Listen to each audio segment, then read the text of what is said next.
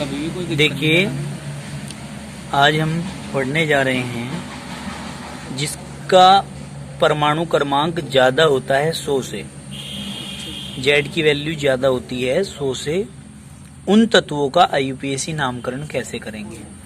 IUPAC nomenclature of element with Z is greater than 100। Z की value 100 से ज़्यादा है तो उनका आईयूपीएसी नोमेनक्लेचर कैसे करते हैं। देखिए, आईयूपीएसी की उप समिति CNIC मतलब commission on nomenclature of inorganic chemistry, CNIC मतलब commission on nomenclature of inorganic chemistry, ठीक है जी, ने जेड की वैल्यू अगर 100 से ज़्यादा होती है के तत्वों के नामकरण के लिए कुछ नियम दिए जो निम्नलिखित हैं। वे नियम कौन कौन से हैं देखो भाई। नंबर 1, तत्व का नाम उसके परमाणु क्रमांक के आधार पर लिखा जाएगा। किसके आधार पर? परमाणु क्रमांक के आधार पर लिखा जाएगा तत्व का नाम। नंबर 2 पॉइंट क्या है? तत्व के परमाणु क्रमांक की संख्याओं के लिए निम्नलिखित नाम व संकेत प्रयुक्त किए जाएंगे। नाम और संकेत संख्याओं के लिए निम्नलिखित तरीके से प्रयुक्त किए जाते हैं, उनको आप लोग ध्यान से देखेंगे। कैसे हैं भाई? देखो, ये टेबल है हमारी। इस टेबल को आप लोगों को समझना है। टेबल को जरा जूम कर लेते हैं। देखिए, टेबल में क्या है? संख्या, नाम, संकेत। यदि 0 संख्या आती है तो 0 संख्या के लिए नील, NIL नील, स्मॉल n संकेत यूज होगा। 1 के लिए UN, UN अन, तो U यूज करेंगे। 2 के लिए बाई, BI, B यूज करेंगे। 3 के लिए try, TRI try, T use करेंगे। 4 के लिए quad, QUAD quad, Q use करेंगे। 5 के लिए पेंट, P यूज करेंगे। 6 के लिए hacks, HEX hacks, H use करेंगे। 7 के लिए SEPT सेप्ट, S यूज करेंगे। 8 के लिए oct, OCT oct, O use करेंगे। 9 के लिए इन, ENN E यूज करेंगे। समझ में आ गई बात? क्या 8 के लिए OCT ऑक्ट, O यूज करेंगे। 9 के लिए ENN इन E यूज करेंगे। समझ में आ गई बात? अब देखो ध्यान से क्या कहते हैं, ध्यान पूर्वक देखेंगे। क्या है पॉइंट है, हर चीज में लॉजिक छिपा हुआ है। तत्व के परमाणु क्रमांक की संख्याओं का नाम लिखने के पश्चात, परमाणु क्रमांक की संख्याओं का नाम लिखने के पश्चात अंत में IUM जोड़ा जाएगा। अंत में क्या जोड़ा जाएगा? IUM, ठीक है। इसी प्रकार तत्व के संकेत में परमाणु क्रमांक की संख्याओं के संकेत भी क्रमानुसार लिखते हैं। सेकंड पॉइंट क्या आता है नेक्स्ट? फोर्थ पॉइंट है ENN इन में NIL नील, BI का व TRI में IUM जोड़ते समय इन का N, ये वाला बाई का, ट्राई का, ठीक है, इन का N तथा BI और ट्राई के I को हटा देते हैं। क्या कर देते हैं?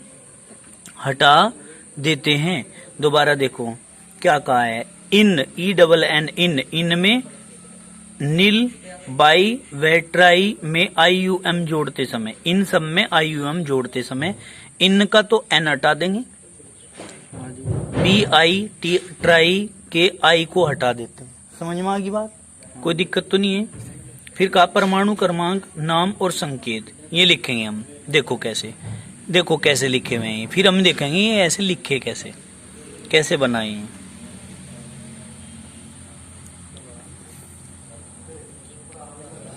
ठीक है, देखिए आप लोग पढ़ने जा रहे थे आईयूपीएसी नाम। इस आईयूपीएसी नाम का सीक्वेंस क्या लिखते हैं, कैसे क्या करते हैं, ये चीज हमें ध्यान से देखनी है। ठीक है, अब परमाणु क्रमांक भी हैं, नाम भी हैं, संकेत भी हैं, तो एक रफ कॉपी दे दीजिए, उसके आधार पे हम लोग चलेंगे।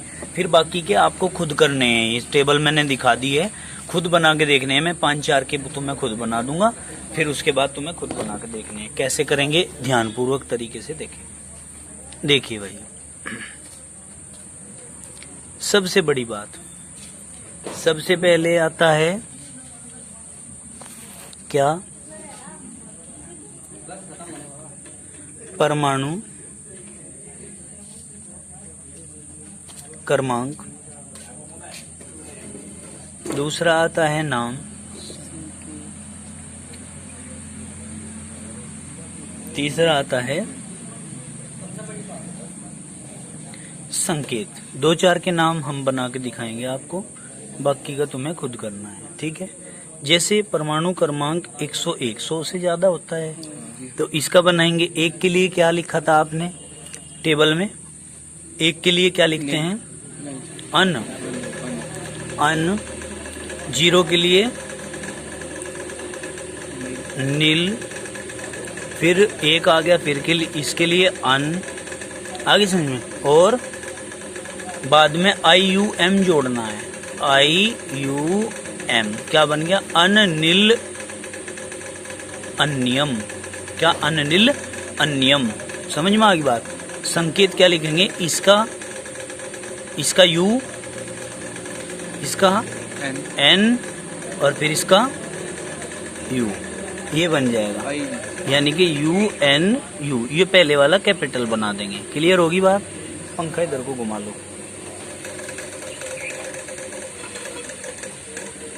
चलिए अब दूसरे की बात करते हैं। अच्छा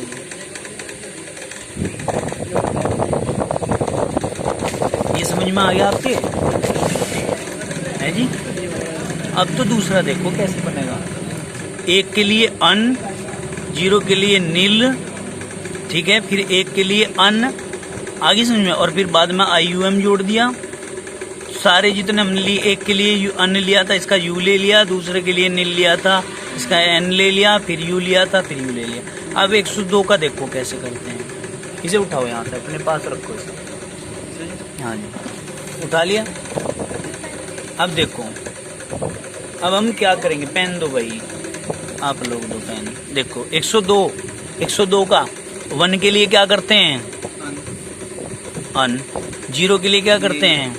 नील। 2 के लिए क्या करते हैं? BI, आगे समझ में।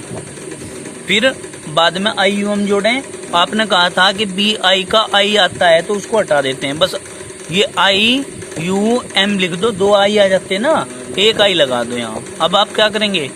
UNB, ये इसका संकेत बन गया। आई नहीं समझ में? 103 का कैसे करेंगे भाई बताओ? अन, नील, फिर 3 के लिए TRI, ट्राई। ट्राई में भी I आ रहा और IUM हमें जोड़ना, तो 1 I हटा दूं, खाली UM लिख दूं, तो क्या बन जाएगा? UNT। आगे समझ में? 104 का चलिए बताइए क्या करेंगे? अन, नील, फिर क्वाड, QUAD, क्वाड, IUM जोड़ दो, क्या बन जाएगा? UNQ। आगे चलो 105 का कैसे बनाएंगे? अन, फिर नील, फिर PENT, IUM जोड़ दो आप, क्या बन जाएगा? UNP। यही तो बनेगा, कोई दिक्कत है? आगे चलो 106 का कैसे बनाएंगे बताओ बेटे?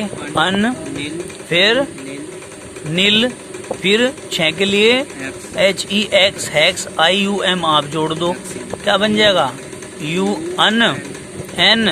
UNH, ठीक है। 107 नंबर का बताओ बेटे क्या बनाएंगे?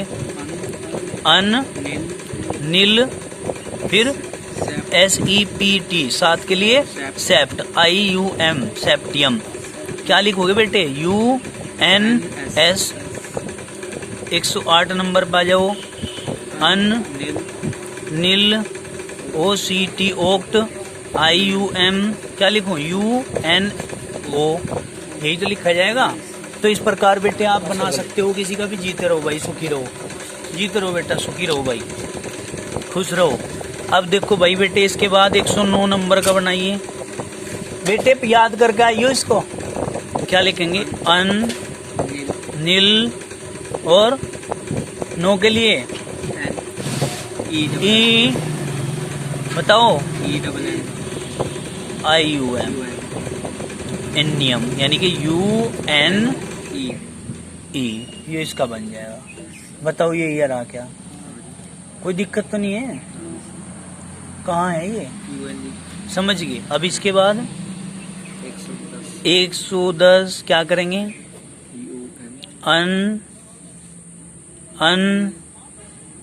नील IUM, नीलियम, मतलब UUN, ये आ जाएगा इसका। क्लियर होगी बात। 111 का क्या करेंगे, UN,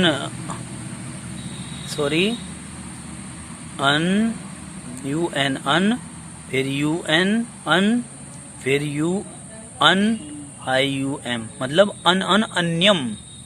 क्या नाम बनेगा,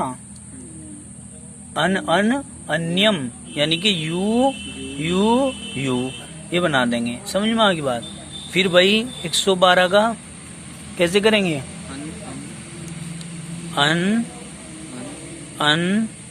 बाई आई हटा देना है, IUM जोड़ेंगे तो डबल आई तो कर नहीं सकते, खाली UM, तो क्या बन जाएगा UUB, तो बने।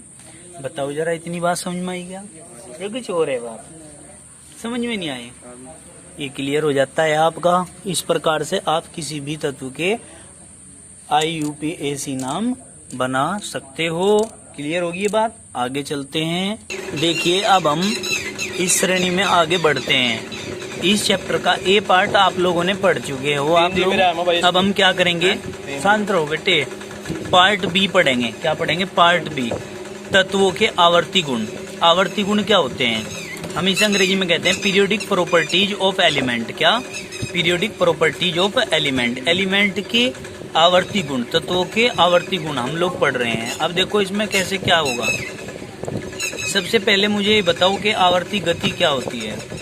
आवर्ती गति के बारे में आप लोगों को पता होना चाहिए। आवर्ती गति होती है जब घड़ी की सुई जिस प्रकार से होती है और वो स्टार्टिंग होती है 12 से, ठीक है जी, और घूम करके वो फिर एक निश्चित समय अंतराल के बाद फिर 12 पे आ जाती है, तो हम उस गति को कहते हैं बार बार घूम के एक ही स्थान पे आना, आवर्ती गति।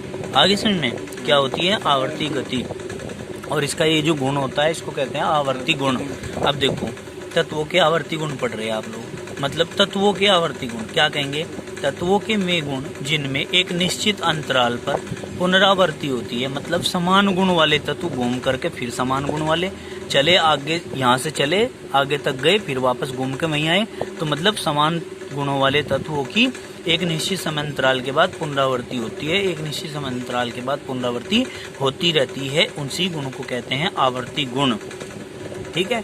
अब देखिए तत्वों के वे गुण जिनमें एक निश्चित अंतराल पर पुनरावृत्ति होती है आवर्ती गुण कहलाते हैं। क्लियर होगी बात। अब देखो परमाणु त्रिज्या,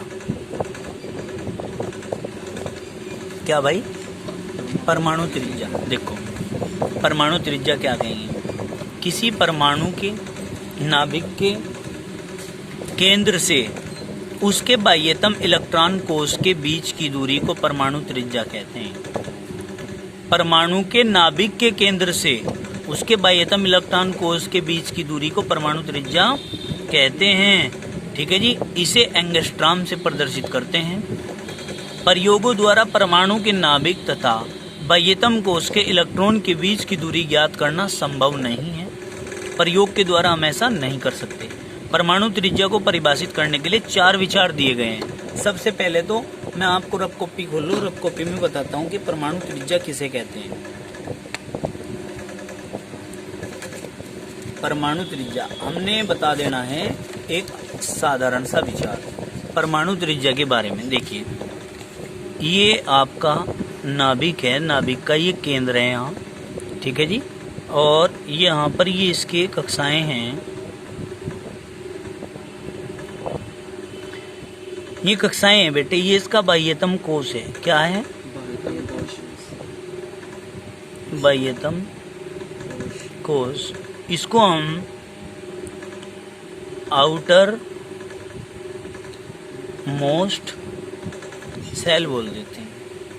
ठीक है, आउटर मोस्ट सेल बोल दो, या करके इसको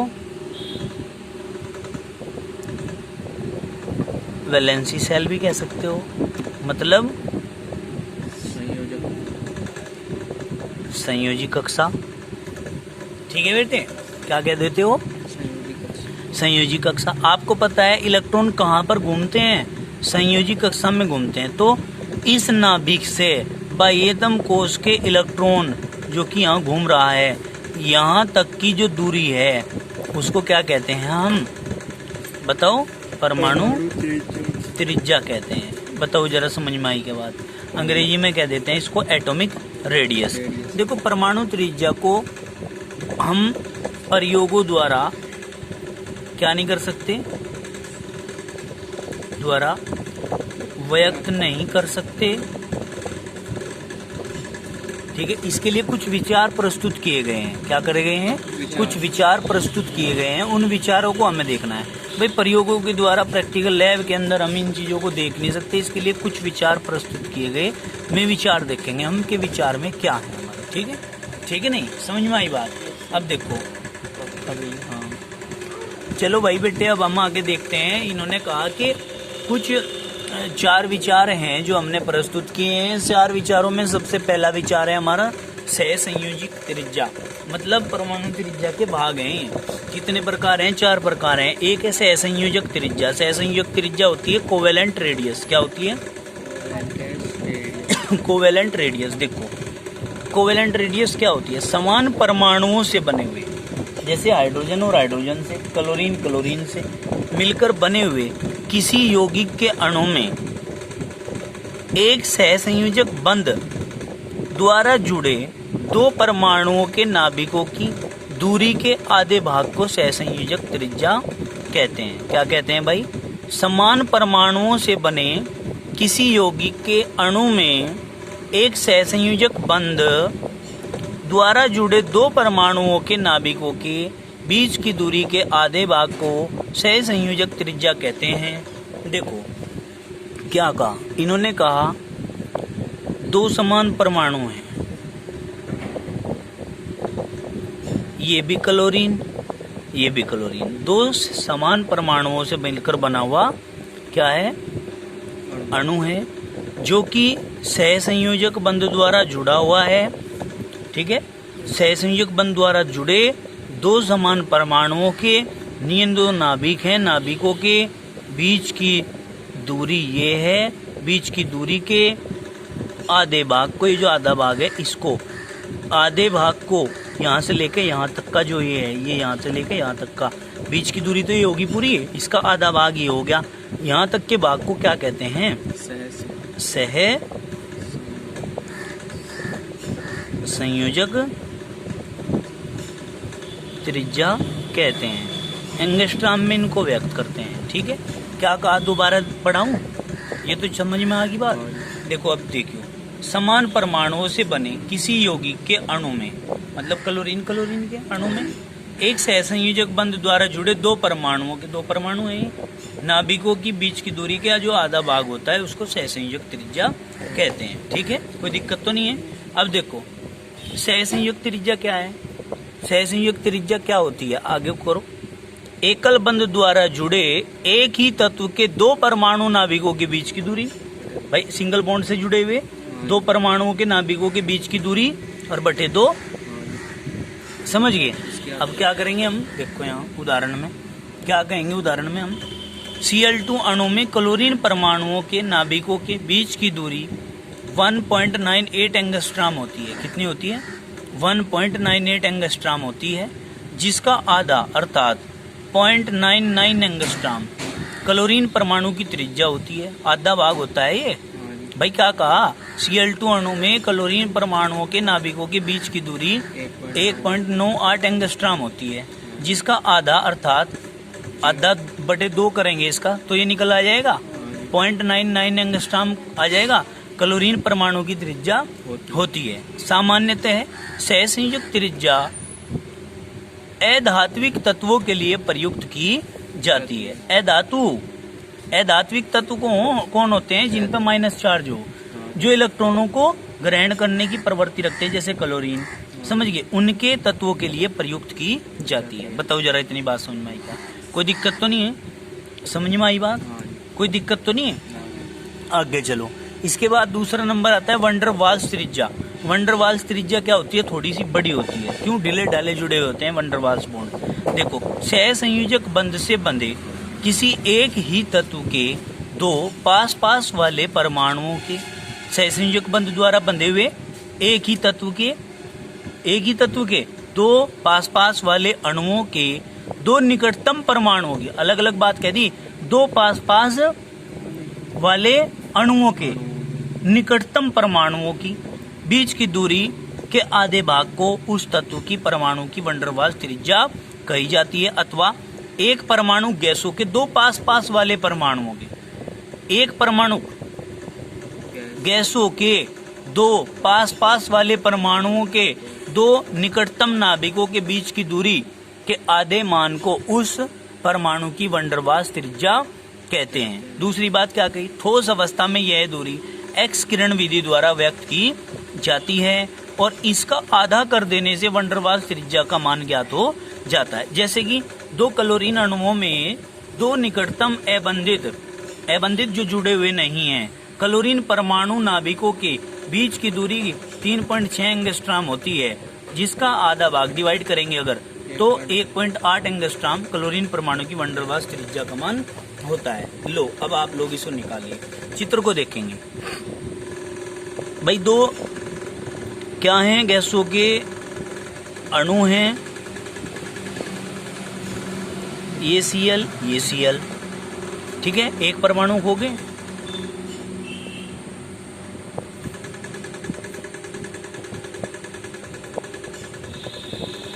ये भी Cl, आगे समझ में क्या कहेंगे?